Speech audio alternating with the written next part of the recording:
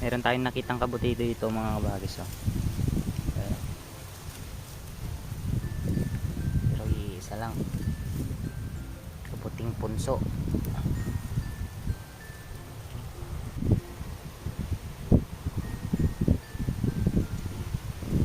Alam nyo po bang prutas na to? Ito yung prutas na tinatawag nilang akot-akot. Edible, edible rin po to. Nakakain pero may amoy na hindi kaaya-aya. Kaya hindi po madalas kainin itong prutas na ito. Ang tawag po dito ay akot-akot. At pag nahinog naman, ito siya.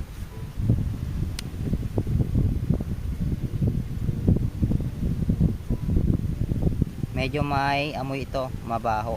Kaya pinapansin nitong prutas na ito. May nakita na naman tayo dito. Isang kabuti na naman. Kabuti sa punso na naman. Yung ito na naman, meron na naman dito. Kabuti sa punso na naman.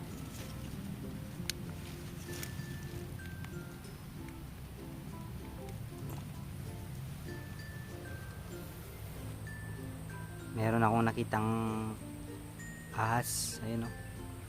Medyo malaki na. Ayun, kung makikita nyo mga bagis. Ayun o. Katawan niya. Buntot. Ayun yung katawan niya mga kabagis o. Medyo malaki na. Kukunin ba natin to? Baka makagat ako. Ayun mga kabagis, may nakita na naman tayong dalawang kabuti. Kabuti sa punso. Ayun dito. Ayun. Katabi oh.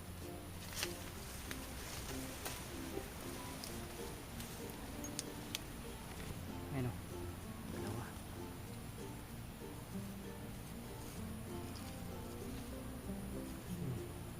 Swerte mga kabagis. Kunin na natin.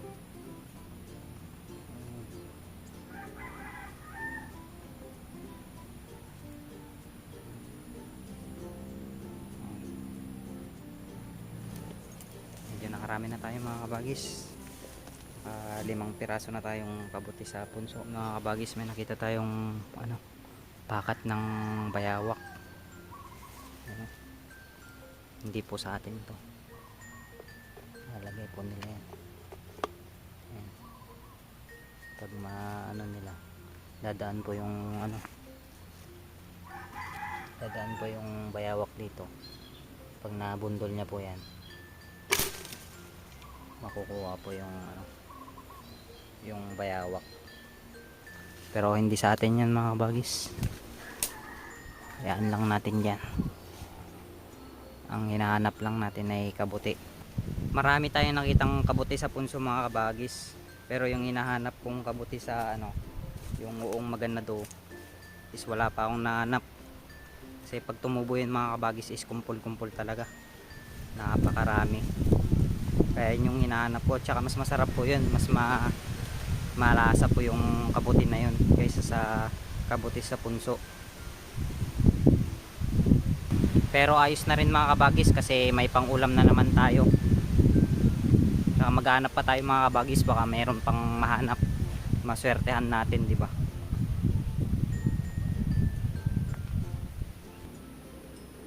Pag naswertehan naman natin mga kabagis, may pang-ulam na tayo, may pang-titinda pa tayo. Bibili tayo ng mauulam.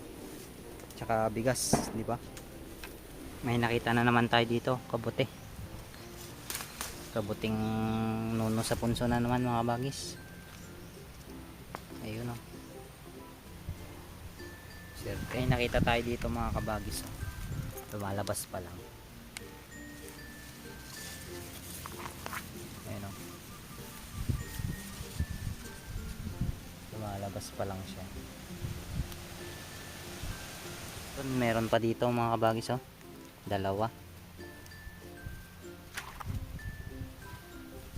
Ito pa yung isa.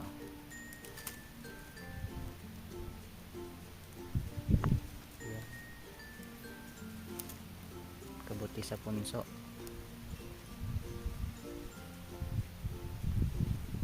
Ito pa mga kabagis, lumalabas.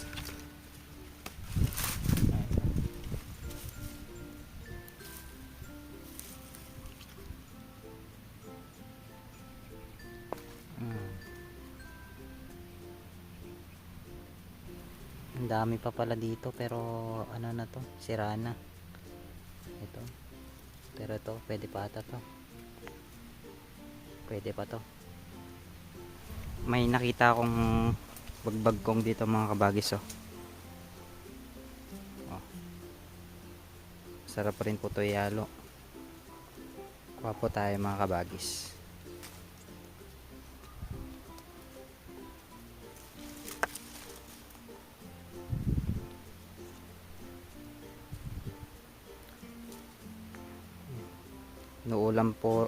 Inuulam rin po ito mga kabagis.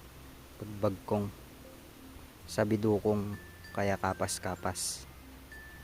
Ito po yung nakuha kong mga kabuti mga kabagis, oh. Mga kabuting punso lahat. Akin nang lilinisin para may pang-ulam. Nalinis ko na yung mga kabuti mga kabagis. Atin nang lulutuin. At isasawag po natin itong kapas-kapas o bagbagkong or sabidukong. Sasahugan lang natin ng bagbagkong tsaka malunggay. Ayos na to. Nilagyan ko na ng bawang at isasawag ko na rin po yung mga kabuti. Ayan, papakuluan ko lang po hanggang sa lumambot ang kabuting nuno sa punso. At syempre lalagyan ko na rin po ng bagoong or fermented fish sauce. Konti lang para hindi masyadong maalat. Ilalagay ko na rin po ang sabidukong or kapas-kapas. At ang malunggay para masustansya ang buhay. Ito na mga kabagis, luto na ang ating sinabawang kabuting nuno sa punso. Maantayon mga kabagis.